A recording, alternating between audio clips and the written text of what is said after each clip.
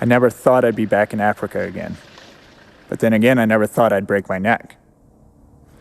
I'm Kirk Williams, and I'm here at the Walkabout Foundation Center in Kenya. I'm excited to be here for so many reasons. Main one, obviously, to be with the Walkabout Foundation. I suffered a spinal cord injury when I was 23, and I have since, fortunately, figured out something fulfilling in life.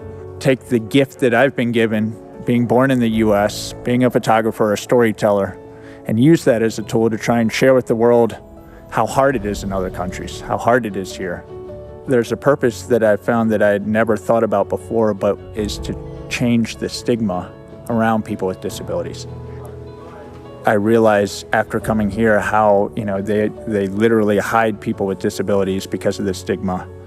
And so I think the main purpose is to help change that, which will hopefully evolve into so much more, of getting out, doing things, and people won't look at somebody in a wheelchair and feel bad for them necessarily as much as they're just another person in society.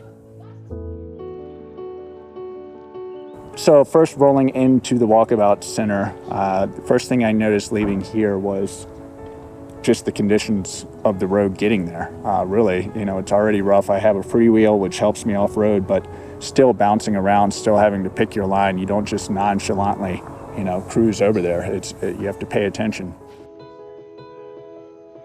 Team that I've met at the Walkabout Center here in Kenya, they're almost like a family. You can tell they have a connection more than just being colleagues at work. They're friends and they joke with one another. And especially yesterday when we were playing the seated volleyball, it was funny. Everybody kind of knew their role, but were willing to help the others with their role if they needed help. And that was very powerful to see, is how they work so well independently, but also cohesive as a group.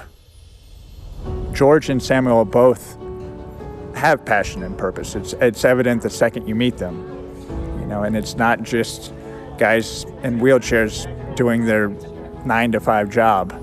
It's guys that are trying to do something that will change Kenya. And, that's passion.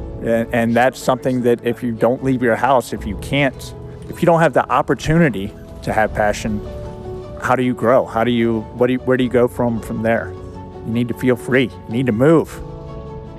George and Samuel were teaching me how to assemble chairs. They were showing the drill press, how they honed the plastic blocks. They put the nuts and bolts together to build this pediatric chair that could take 6-8 hours to build. You have the seamstress in the corner making reusable diapers that will change lives, will save money and save the planet. That's a win-win.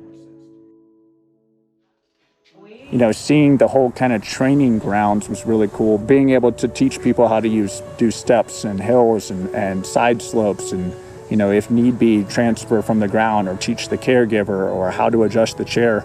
That's another asset that I think may go unnoticed for somebody that's not in a wheelchair. They may think, oh, it's great, you give somebody a chair, you change their life, but there's so much more to it than that.